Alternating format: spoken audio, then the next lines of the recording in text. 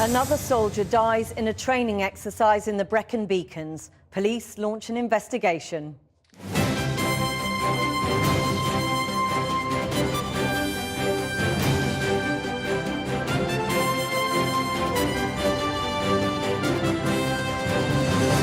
Good evening. 26-year-old Joshua Hoole had just completed an 8-mile march when he returned to the barracks, collapsed and died. Temperatures had not yet risen to their peak on what was to become the hottest day of the year, but humidity levels were high. It's 3 years since 3 servicemen died of heat stroke on an SAS selection exercise in the Brecon Beacons, forcing the Ministry of Defence to make huge changes to the way these exercises are run. A police investigation has now been launched into this latest tragedy. Also tonight, Mrs May meets Mrs Merkel. The new Prime Minister is in Berlin for her first face-to-face talks with the German Chancellor. No prizes for guessing what they're talking about. Britain's exit from the European Union. 2 women who, if I may say so, I think get on with the job and both want to deliver the best possible results for the people of the UK and the people of Germany. Genau, dem schließe ich mich. From here in Cleveland, Ohio tonight, the Republican convention as the cult of Trump. Last night he appeared by video from his home in New York. Tonight, here he is live, flying in on Trump Air, thrilling his supporters on the ground. We report the crossover between the people who voted Brexit in Britain and those who are cheering Trump as he flies in on the ground here in America.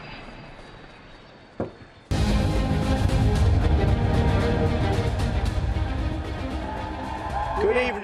So goes Brexit, so goes Trump. I don't think there's any doubt that some of the same factors that impacted Brexit are impacting this election. And from Brussels tonight, from the bowels of the EU, we report the role Brexit is playing in emboldening Europe's right wing and beyond. I think Denmark and Dexit and the Netherlands and Nexit and Sweden and maybe Sexit, I think people are excited. It was the beginning of what turned out to be Britain's hottest day of the year, and soldiers seeking to become infantry sergeants were training on the Brecon Beacons. But it was to end in tragedy as 26-year-old Corporal Josh Hoole collapsed and died. Coming 3 years after 3 other young soldiers died in SAS training in extreme temperatures in the same area, Corporal Hoole's death will raise new questions about the supervision of such exercises. Our correspondent Andy Davis reports. Josh Hoole from Ecclefechan near Lockerbie was 26. Super fit, said his grandfather today. A young man who'd served 2 tours in Afghanistan and was hoping for promotion from corporal to sergeant later this year. But yesterday morning at this infantry battle school just outside Brecon, he collapsed at the end of a fitness test and died. It was shortly before 9 a.m. The exercise had begun at 7.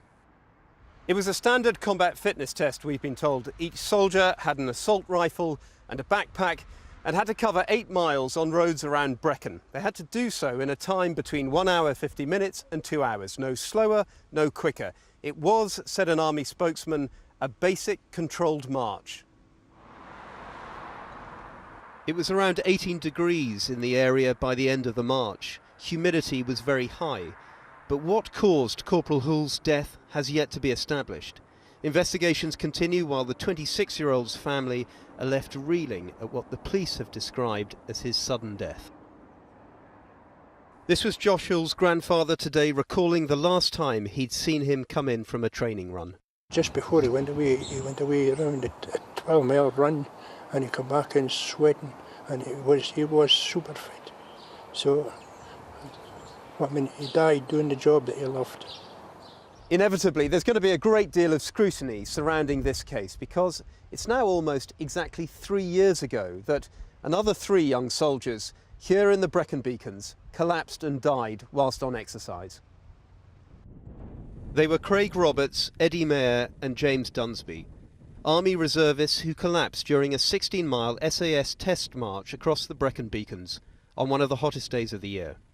The coroner would later find failure after failure on behalf of the MOD, concluding neglect played a part in their deaths. The widow of James Dunsby, filmed here a year ago, told Channel 4 News today that she offered her heartfelt condolences to Mr. Hoole's family, and then she added this. I sincerely hope that all the inquiries into this incident are conducted promptly, with truth, integrity and total transparency by the Ministry of Defence. The Defence Minister, Mike Penning, has said the safety of service personnel is their absolute priority.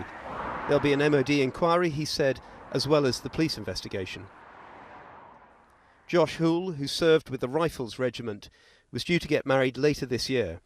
It was reported he was also due to be best man at his brother's wedding next weekend.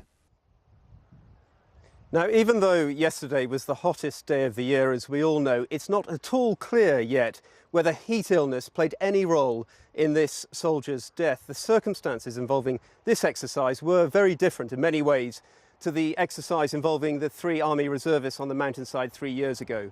Josh Hoole was on an 8-mile exercise, broadly flat terrain, lasting 2 hours early in the morning. The 3 SAS hopefuls were on the mountainside into a 16-mile hike, much higher temperatures. So it's far too early, I think, to draw any firm conclusions here. And for what it's worth, I've been told that behind the scenes, clear assertions have been made that the right protocols were followed here, that the conditions were tested before this exercise took place. But all of this, of course, will now be investigated. And it is for the military yet another death in training. Since the year 2000, more than 135 armed personnel officers have actually died in exercise or in training. And the MPs have been calling on this Defence Select Committee for much greater accountability in this area. So I think this case is going to be watched very closely indeed to see whether lessons learned from those 3 tragic deaths 3 years ago near here have in fact been learned. Andy Davis, thanks very much. The Prime Minister is in Berlin tonight for her first talks with Chancellor Angela Merkel about Britain's future relationship with the EU. Theresa May repeated again today that Brexit means Brexit, but there is still no clear definition of what Brexit might entail or when. Our political editor, Gary Gibbon, has followed her to Berlin and joins us now. Gary, what are the chances of informal talks before Theresa May formally tells the EU we're leaving, we're out? That's one of the questions we've been looking at. I must emphasise, Chancellor Merkel is very keen to emphasise that the bilateral relationship between Britain and Germany carries on. We might be leaving the EU, but there are other things that we get along on, and there was the pomp, there was the bands, listening to the national anthems, inspecting the Guard. But when it came to the nitty-gritty of what has changed fundamentally in our relationship, Britain planning to leave Europe, Chancellor Merkel was very clear that as far as she's concerned, there will be no informal talks, no talks on the side between Britain and Germany before the formal talks start between Britain and the whole of Europe. Now, is she absolutely determined about that, or is she really trying to reassure the other 26 countries and make sure that they're not put out by the idea that Germany is speaking to Britain on the side? We can't be entirely sure, but I think Britain would really like a little bit of guidance from Germany before they unveil the entire deal that they're looking for. One other thing, though, that Chancellor Merkel did give Theresa May, which I think she'll be going away happy about, was the idea that the negotiation to leave and the negotiation over the new relationship with Europe, those two things, which some people have said should happen sequentially, she said they can happen in parallel. Here's what Chancellor Merkel had to say. Und die erforderlichen Schritte dann einzuleiten, insbesondere As regards to the process leading up to invoking Article 50, only then will the proper negotiations start. The treaties of the European Union are very clear on this. Today we will discuss the situation as it presents itself now, and we will also discuss what's relevant to Article 50, without engaging in any formal or informal talks or negotiations. Now, Gary, the 2 women are talked about as kindred spirits. Is that how it looked to you? It did a bit, and they did talk about that a bit. They're both the daughters of clergymen, although I suspect growing up in the old East Germany is very different from Oxfordshire. They do have a bit in common, and Theresa May was keen to point that out. And when you look at this clip, I think you get a sense that Angela Merkel was rather on the same page. We have 2 women here who have got on and had a very constructive discussion. 2 women who, if I may say so, I think get on with the job and both want to deliver the best possible results for the people of the UK and the people of Germany. Genau, dem schließe ich mich. Exactly. I can only subscribe to that and underline it in full. They're 2 leaders who, I was about to say, on the whole, don't cross the road for a fight. I think that's absolutely true about Angela Merkel. I think we're going to discover whether it's true about Theresa May. Tomorrow, she's off to Paris. Slightly different sort of meeting, different tone perhaps, with President Hollande. Gary Gibbons, thanks very much. Thank you. Well, the mood of anti-politics, which helped drive the Brexit vote here, has undoubtedly fueled the rise of Donald Trump in the US. John is at the Republican convention in Ohio. John. Jackie, here we are in Cleveland at the Republican convention, and yes, Donald Trump has indeed arrived from New York ahead of his big speech tomorrow. The forces that have propelled Trump to the Republican Party's nomination are ones that have echoes with those that played out in Britain during Brexit's debate. I'm joined here by our Washington correspondent, Kylie Morris. Kylie. Well, John, yes, you and I have both noticed, haven't we, the fact that walking out amongst the Republican delegates here, there is a real sense suddenly, because you say we're from British TV, we're from Channel 4 News, you get this Brexit hooray. We've never been more welcome in a Republican convention. Before. And that is because people do recognise the urges that have resulted in the Brexit vote. And they identify with them, the pushback against the establishment, the pushback against globalisation, the sense of kind of taking their country back. You hear very similar rhetoric between the Brexit arguments and the arguments here. But I think also, this is ahead of Trump's big speech tomorrow night. He's arriving. There was a messy start, as we've discussed, to the beginning of this convention when we had Melania Trump's speech and accusations of plagiarism. Now one of the speechwriters has said, look, I did it. She's confessed, offered her resignation, but that was refused. But really, I think they've tried to change the mood with a very exciting night last night. It's a brave new world for the grand old party. And it is my honor to be able to throw Donald Trump over at the top in the delegate count tonight. Congratulations, Dad, we love you! Cue dancing in the aisles, cowboy hats in the air, and a paroxysm of Hillary hate speech led by former federal prosecutor Chris Christie. As to Hillary Clinton, the charge of putting herself ahead of America, guilty or not guilty?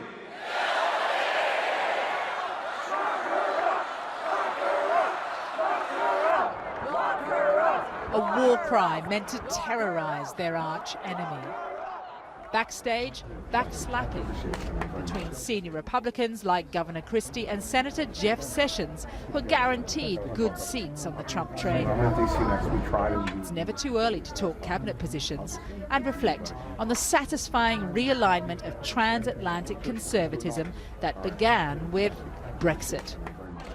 Recall for me Margaret Thatcher preceding Ronald Reagan. So goes Brexit, so goes Trump. I don't think there's any doubt that some of the same factors that impacted Brexit are impacting this election. It's easy enough to hear those same impulses articulated when you compare pro-Trump with pro-Brexit speech.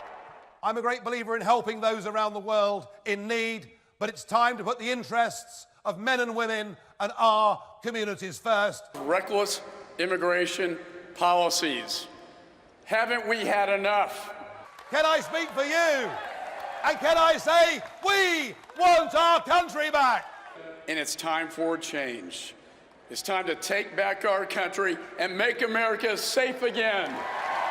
Outside the convention, we run into Dutch hard right-wing MP Geert Wilders, flattered by a moment when a populist demagogue with big hair finally hits the big time. I think he might have been studying your hairstyle, in fact. I think he's modelling himself on you. He too divines in Brexit a march toward a Trump victory and then beyond to Europe. The first step is being made in Britain with Brexit.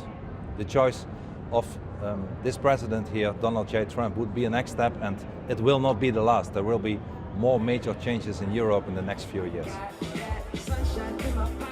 Further out on the fringes, there's a late alt-right night to promote Trump's stance against radical Islam to the LGBT community. In truth, most are there to dance and party, but behind the scenes, Pam Geller, who Theresa May banned from the UK for inciting hatred, is joining the dots between her agenda, Trump, and Brexit. It's very American. The idea of America is the exaltation of the individual. I mean, that's what it is. And so that's what that was. And so, of course, we relate to it. And with what's going on in Europe, people are going to have to take responsibility for their freedom. The gravitational pull of Donald Trump's success challenges voters to take responsibility for their freedom and take their country back. Americans must now decide what that means for them and cast their votes accordingly. 2.5 days in, and almost no specific policy has been enunciated by anyone. That, it seems, will all be left to Mr. Trump in his acceptance speech tomorrow night. Joining me now is Ian Bremmer, one of America's most influential foreign policy analysts, and Peter Navarro, economic advisor to Donald Trump and an expert also on China.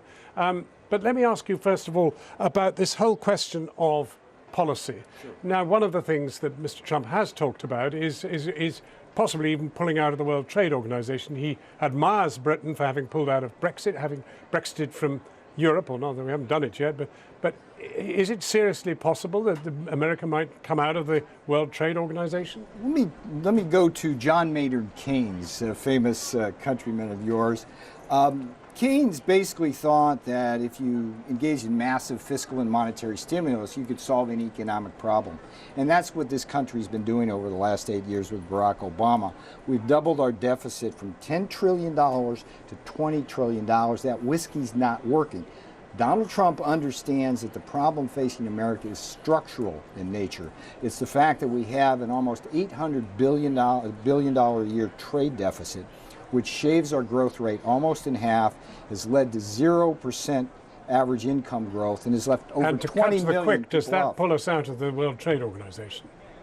Donald Trump is going to do everything he can to stop cheating amongst our trade partners, and the problem with the WTO is it often takes too much time for complaints. So he's going to do whatever it takes, but the goal is not tariffs, the goal is not pulling out, the goal is a fair, level playing field to reduce our trade deficit. Foreign policy, he talks possibly of coming out of NATO, winding up NATO, obsolete, he says.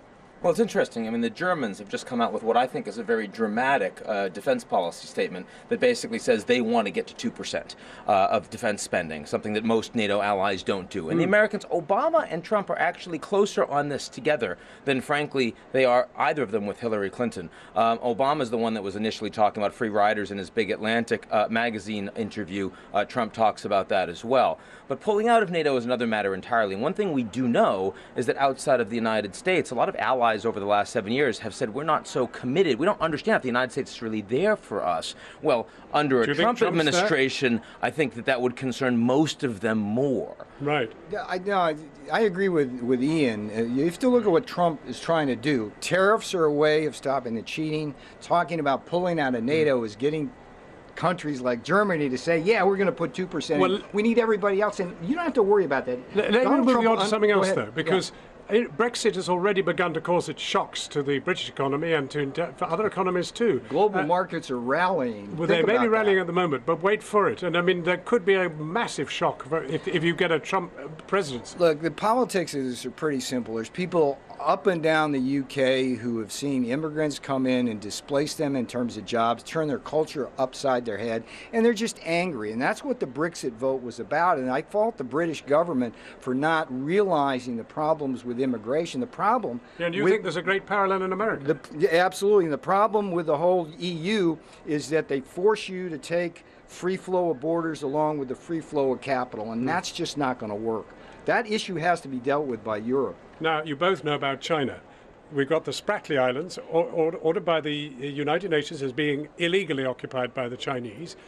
Is Trump the kind of man who's going to stand patiently by while all this goes on, or is there a danger he might move? Well, we don't know what Trump would actually do when he's president. What we do know is that the Chinese are the largest trade partner of each of the countries in Asia and all of the countries in the South China Sea littoral. And so as a consequence, even when there's a big win for the Philippines with this legal case that came out last week, the reaction from the Philippine president is, cabinet, don't make a meal out of this. Right. Let's work this out with the Chinese. A lot of pragmatism in the ground. We have Trump being less than pragmatic. He's there in certainly not a very green transport system, a quite military-looking helicopter, one of the Trump flight. There he is. He's landed at the airport, and there he's about to come out of his helicopter.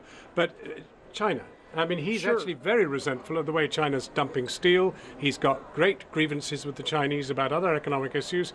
Might he move against the Chinese in Trump some way? will be a Reagan-like figure, louder perhaps, but both economically and military. His philosophy is peace through strength, walk softly, carry a big stick. We've had just the opposite with the Obama-Clinton administration. The problem is Hillary Clinton says pivot to Asia in 2011. Barack Obama cuts our Navy down to the smallest number since 1920. And you cannot deter the Chinese with a weak Navy and big words. Right. You just make them come in and do what they're doing. And that's the problem. They will respect Donald Trump. That's the difference. Russia will respect Donald Trump. We will have more stability, prosperity. You think more stability, more prosperity? Is that the way you see it? I have a hard time seeing more stability. I mean, I do understand that if the Americans push a lot of countries, that may get some of them to the negotiating table, but it also could move a lot of them away. There are a lot of countries that have been hedging away from the United States. And I think a lot of American allies with the Trump presidency would actually say to themselves,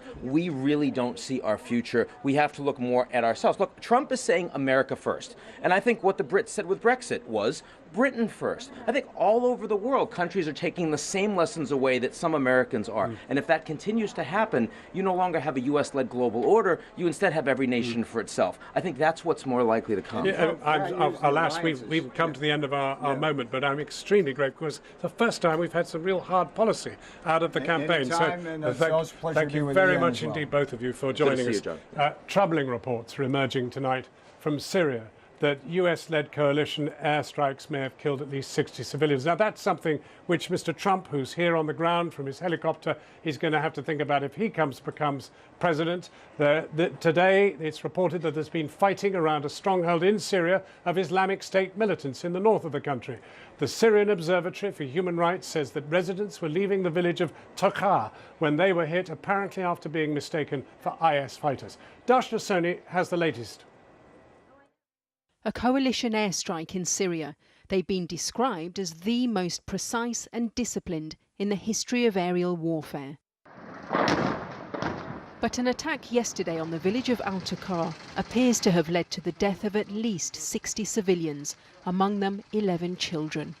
Local activists say entire families were killed and that the death toll could be much higher. This is absolutely horrific. This is something we cannot take. I mean, our people are being killed by ISIS on the ground because they are using them as human shields, and they are being killed by the brutal siege because of the lack of medicine and food, and they are being killed by airstrikes. I mean, when you strike from the sky, you cannot differentiate. How can you? Many of those killed were among a group of refugees trying to escape the fighting. Local activists say they appear to have been mistaken for Islamic State militants.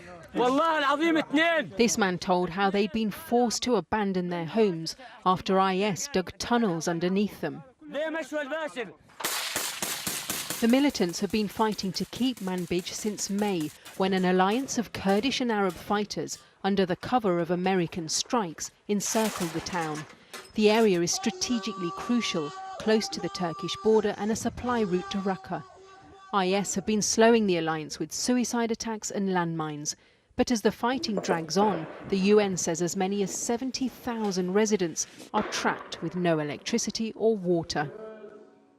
America regularly releases videos of airstrikes. This one, they say, demonstrates how precise its air power is. But questions are being asked about scrutiny and accountability. The US is looking into its own attacks, which is fine, but we don't think that it's doing it adequately. So if you look over the last 2 years of US-led attacks in Syria as well as Iraq, the US has admitted to very, very few civilian casualties. It really is just in a dozen or more individuals, when we believe that for Syria at least we're looking at 500 to 700 civilian deaths and more than that in Iraq. America's Department of Defense said in a statement, "If the information supporting the allegation is determined to be credible, we will then determine the next appropriate step. We take all measures during the targeting process to avoid or minimize civilian casualties or collateral damage." Tonight, more news of those caught up in that targeting process. Reports that 15 people have been killed in Russian airstrikes in Idlib, another 48 in Aleppo. Still to come from here tonight, well, perhaps unsurprisingly, Nigel Farage has pitched up here to talk about Trump and Brexit. We'll be exploring that, particularly the mood affecting both Britain and the United States and how it's threatening to ripple through Europe. We hear how extreme right groups from across the European continent hope to use the Brexit vote to foment anti-EU sentiments in their own countries. You said in an interview in Germany that Hitler is a great statesman. What we want? No, that's true, but do you know how you fight Muslims? You must produce children. For the first time since Friday night's failed coup to overthrow him, President Erdogan has travelled to the capital Ankara to chair a meeting of the National Security Council. He's ordered thousands of arrests and tens of thousands of dismissals in a purge of those he considers disloyal across the military, law enforcement, the judiciary and education sectors, and even the sports ministry has seen sackings. Our international editor, Lindsay Hilsum, joins us from the Turkish capital. Lindsay, what do you expect from President Erdogan next? Well, Jackie, everybody here is waiting for this announcement. It will probably be some kind of state of emergency, but we don't know exactly what that means. The National Security Council meeting that you mentioned lasted for 5 hours, and the full cabinet is meeting now. That could go on late into the night. Some people say that the state of emergency might last for 6 months, but again, we don't yet know. It could be giving the police more powers to stop and search people, to search houses without a warrant. Whatever it is, it's going to be something that shores up President Erdogan's power. He's already today closed down 626 educational establishments every day. More and more civil servants are being suspended. That's what we're reporting on today. Some pictures later in this piece viewers may find distressing. Today, police buses brought more soldiers to court in Istanbul. 99 generals have been charged in connection with the coup attempt, but some of those arrested are just conscripts.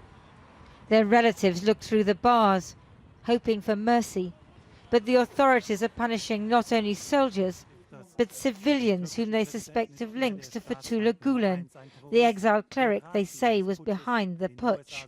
He denies any involvement. İpek University, a massive modern campus, founded by a businessman who, according to the government, is a Gulenist.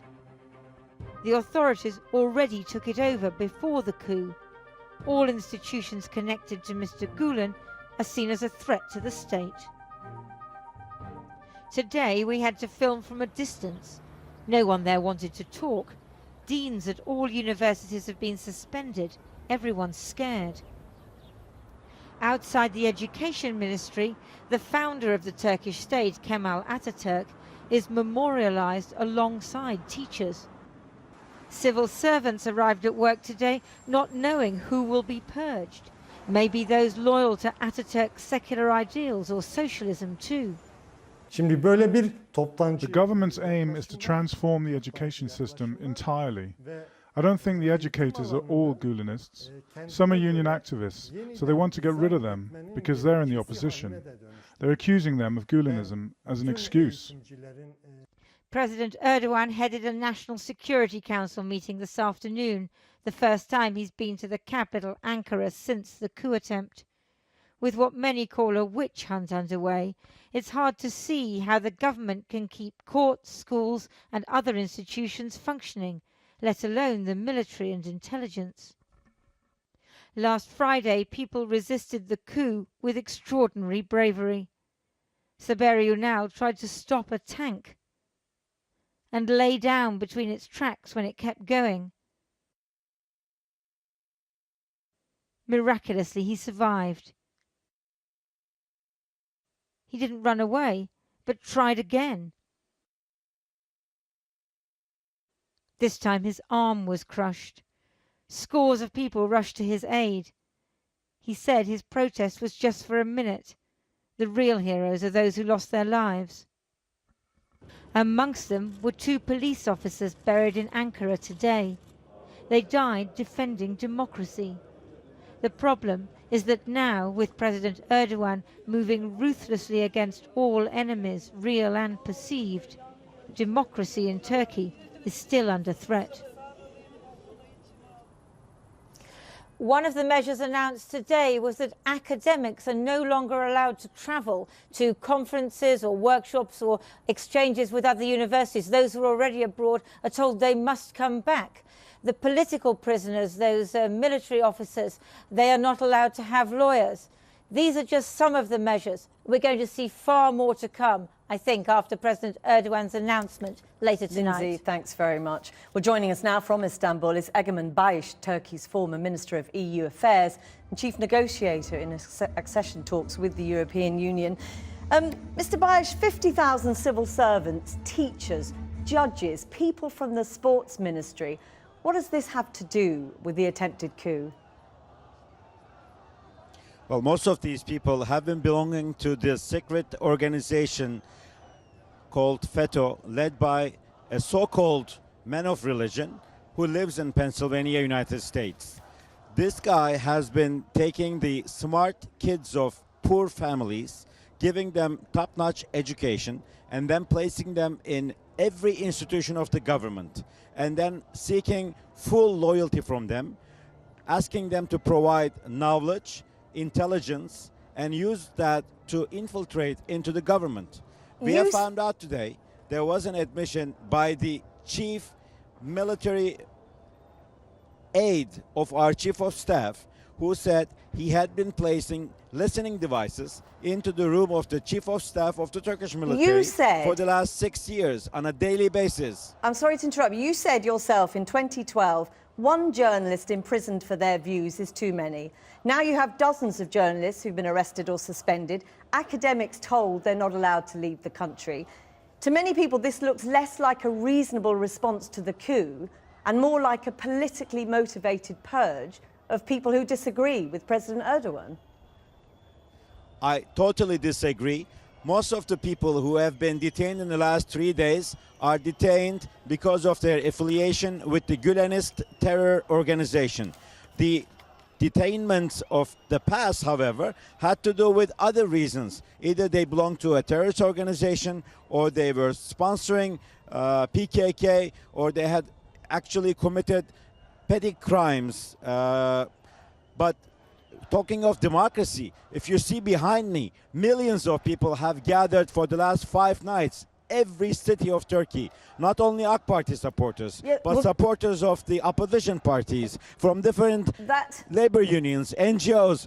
This country has been united with the government, with President Erdogan. This is the most democratic country you can see because people are risking their own lives. You point to one image of Turkey. You don't see that in many countries. You point to one image of Turkey there, but since the coup, we've seen conscripted soldiers tied up, half naked, being flogged publicly. There's reports of a mob beheading a soldier, endless parades of people suspected of plotting. Is this the image of Turkey you want to portray? That you see in the pictures, this picture you're talking about that you see in this, and those soldiers in those pictures have killed hundreds of civilian innocent people. They have bombed our own parliament with our own warplanes that we finance with our own tax money.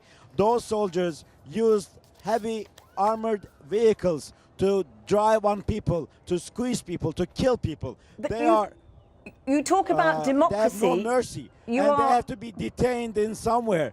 There are so many soldiers that were a part of this coup attempt that you have to detain them somewhere, and they are mostly you have teachers, you have academics being suspended from their job. As I say, is this the image of Turkey you want to portray, a Turkey that wanted to join the EU? This is definitely not the image that we would like to see. But circumstances force the government and the lawmakers and appliers to take measures to save 79 million citizens of Turkey. This country is situated in a very interesting place. If you look at our neighbors, we are neighbors with Iraq, with Iran, with Syria. We're very close to all the problematic areas of the world. And these guys that have connections with Daesh, with the Islamic State terrorist organization, with other terrorist organizations, have tried to push this country down the hill. Egemen, And the by- nation, this Turkish nation, is trying to save the country's democracy. We have to end it there, but thank you very much for joining us. Welcome back to Cleveland, Ohio. Now, it's not just in Britain and here in America that the voters are kicking over the traces. The French National Front has been steadily gaining ground on the established parties, and it, like other far-right groups across Europe, expects to make further inroads off the very back of Britain's vote to leave the EU. Our reporter Inigo Gilmore has been to the very heart of Europe to hear what's being said behind the scenes.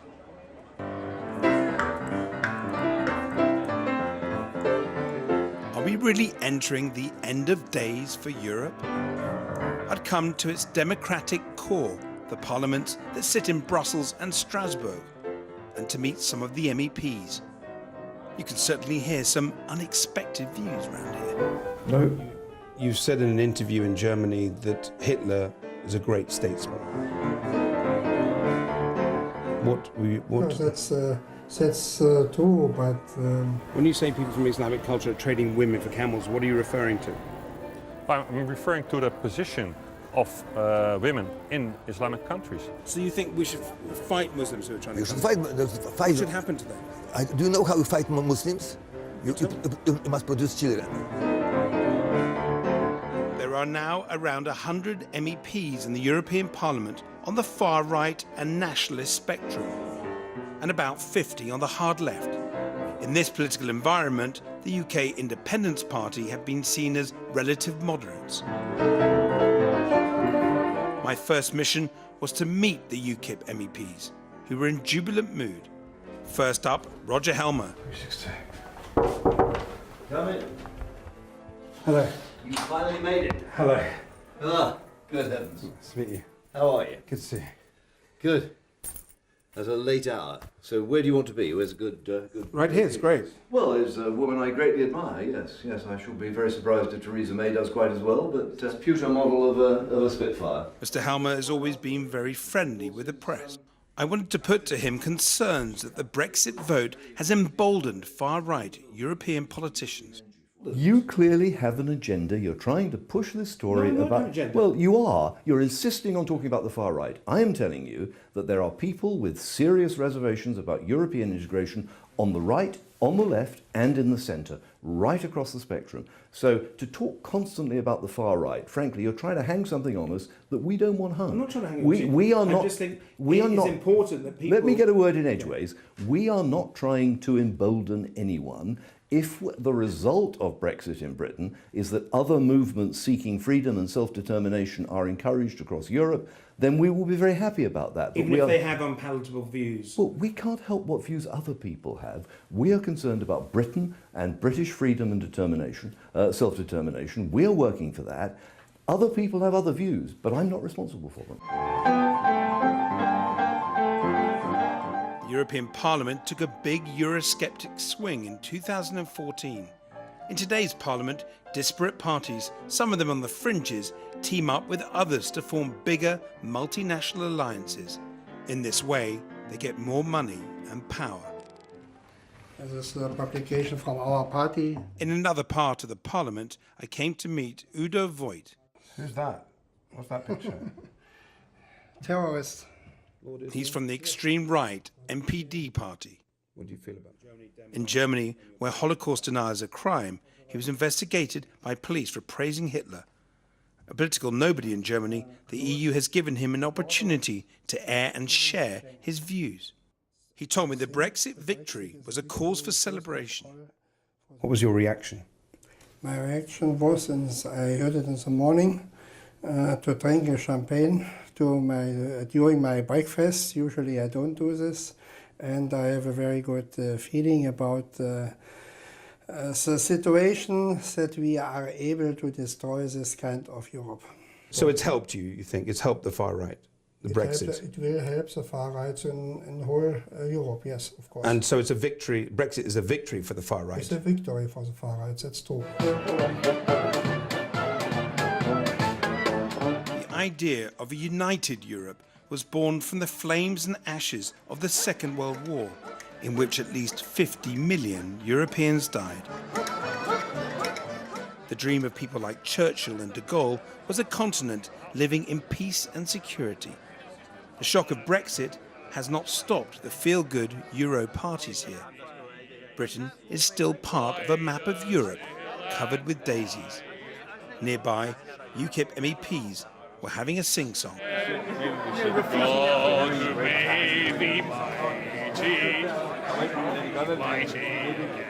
The Queen. But I do think you have to accept this.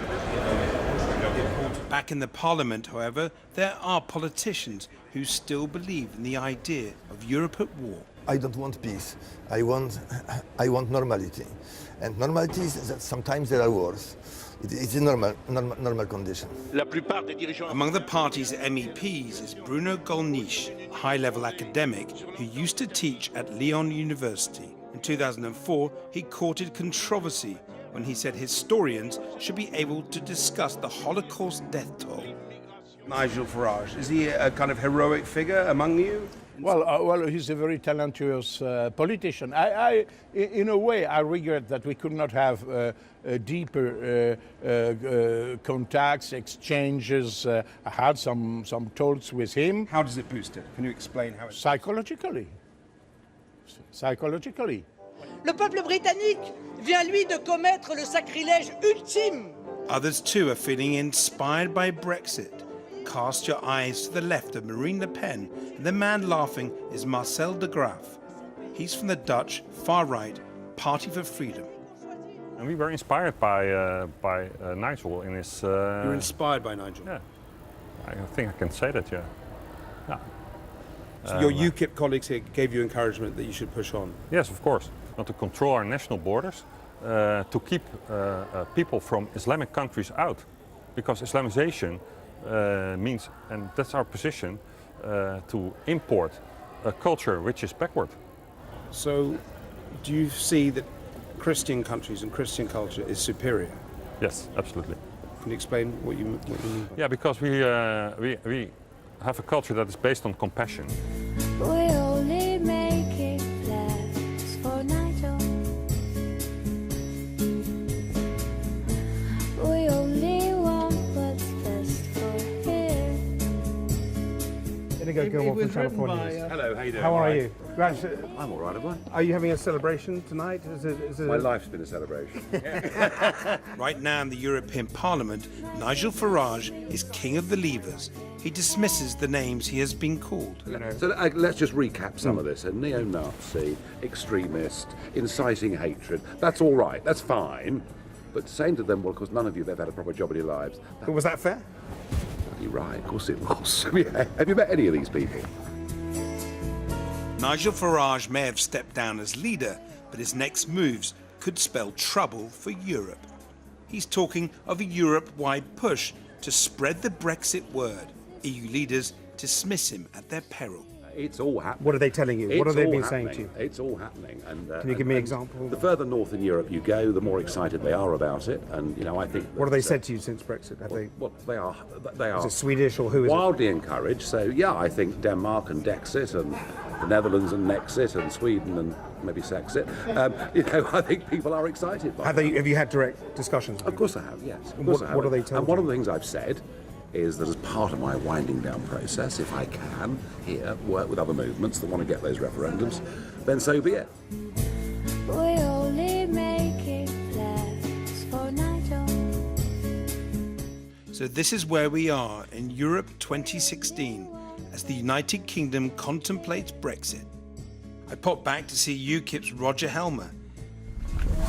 Can this be Channel 4? Roger, how are you? He was in conversation with the party's Euro chief whip, Stuart Agnew. You talk about the far right. The far right's never really got much traction in Britain. It's never really got very far. We're not talking about in Europe. But in Europe, the far right is on the march, and that's really where they should be worried about it. Not in Britain. Can we have a glass of wine tonight? Well, we're talking about the Brexit. I'm going to have a quiet chat with the chief whip. Yeah. You've got to keep him in line, do you? Yeah, we've got decisions to make. A future leader to elect. Dinner club's meeting. Indeed, yes. after all the fire and fury of the referendum campaign, seeing these two Brexiteers enjoying their wine in the softening sunset, you could easily mistake them for devoted Europhiles. Brussels there's more going on near the Parliament. You don't have to walk far, and there are bars and restaurants on the Place de Luxembourg. But it's very nice to come down to Strasbourg. Oh, do you have any olive oil? Yes. And a little dish round bowl? Yep. I suppose we're supposed to put the rillette on the bread.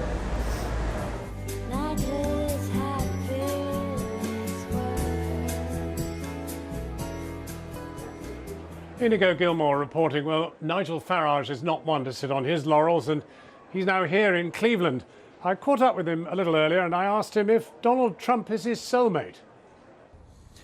No, I mean, a lot of people try and draw comparisons, and yeah, you know, I've pushed the boundaries of debate within the United Kingdom, and at times, in a way, that perhaps has made the establishment feel uncomfortable. But you, for example, saw last night's speech from Chris Christie, the governor of New Jersey, and, you know, the roar went up over Hillary Clinton. Lock her up, lock her up, lock her up. I mean, and that was quite an uncomfortable... It's some of this is almost insightful, isn't it? I mean, I did say a few months ago, I was a bit uncomfortable when Donald Trump appeared to say that if there were protesters in the audience and if his own supporters rough them up a bit, that was somehow acceptable and decent. No, there are elements of this that do make me feel uncomfortable. Perhaps what it goes to show is that whilst we share a language, we are two very different nations. What about the comparisons between those who supported Brexit in Britain and those who support Trump here? Do you see commonalities? I do. Now, that is altogether more interesting. I think that at the end of the day,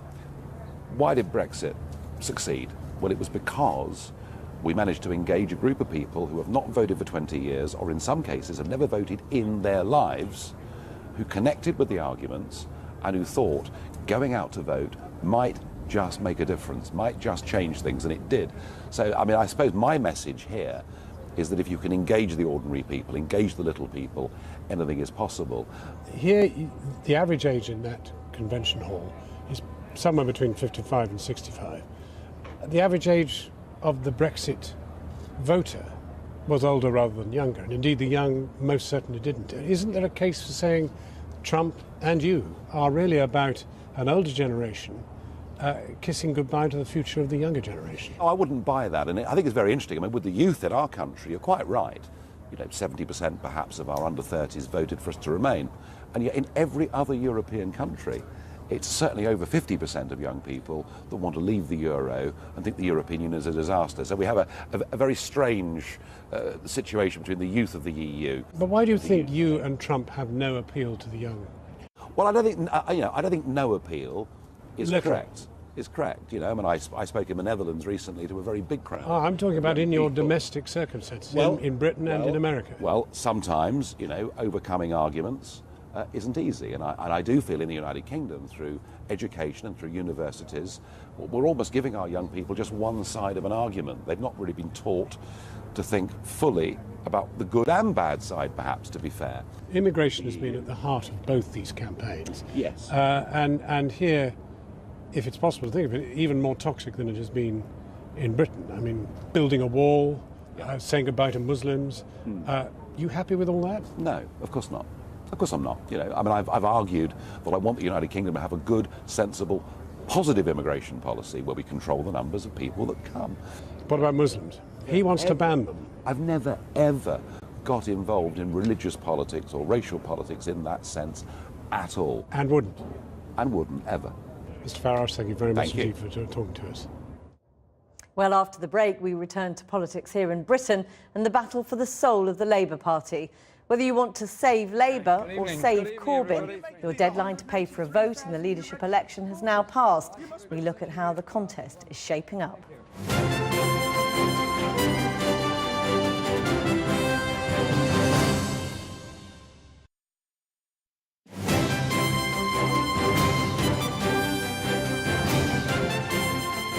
Welcome back. The first major opinion poll taken since Theresa May became Prime Minister has given the Conservatives a massive 11-point lead over Labour as Jeremy Corbyn faces a challenge to his leadership. A rally in support of Mr Corbyn is taking place in central London this evening, and our political correspondent Michael Crick is there. Michael. Well, Jeremy Corbyn is speaking right now, and he's thanked his supporters for staying the course and for backing him. But they're very much buoyed tonight by a quite astonishing fact released by the Labour Party a couple of hours ago, and that is that 183,000 people have paid £25 in the last 48 hours to be registered supporters in this leadership ballot. Put that in perspective, that is more than the total membership of any other political party in this country. The assumption is they'll be mostly Corbyn supporters, at least a majority, and that means Owen Smith faces a huge task. Morning, sir. Help to save the Labour Party.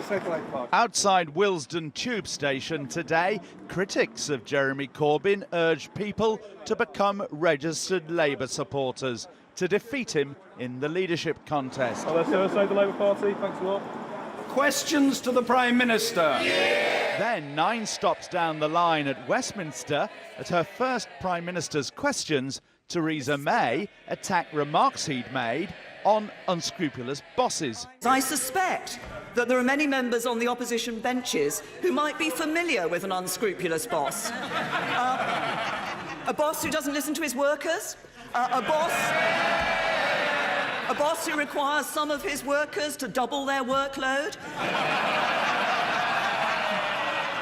a boss, and maybe even a boss who exploits the rules to further his own career. Remind him of anybody? He was not amused. I know this is very funny for all Conservative members, but I do not suppose there's too many Conservative MPs who have to go to a food bank in order to supplement their family table every week.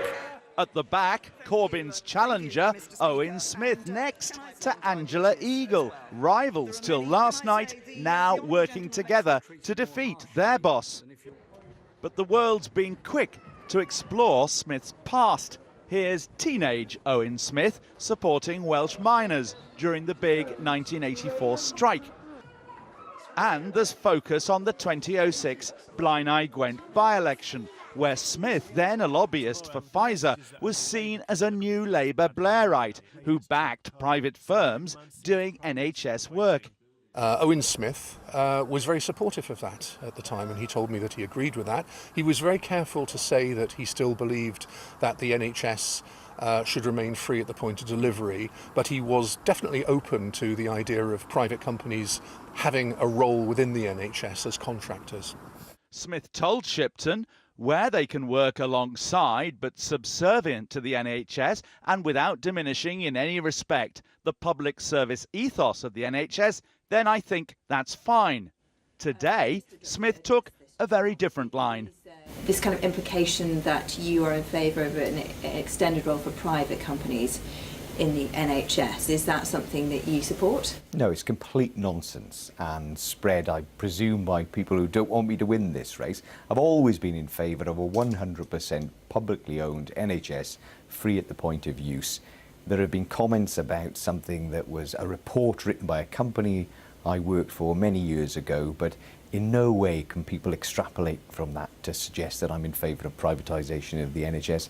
The reverse is true. But now Mr. Smith can expect the kind of scrutiny Jeremy Corbyn's had to endure for more than a year now. Michael Crick there. Well, tonight's main news. The Ministry of Defence has launched an investigation tonight after the death of a young soldier, Joshua Hoole, during a training course on the Brecon Beacons. That's all from Channel 4 News tonight. We'll be back tomorrow at 7. But until then, from John and the team in Cleveland and from all of us in London, have a very good evening.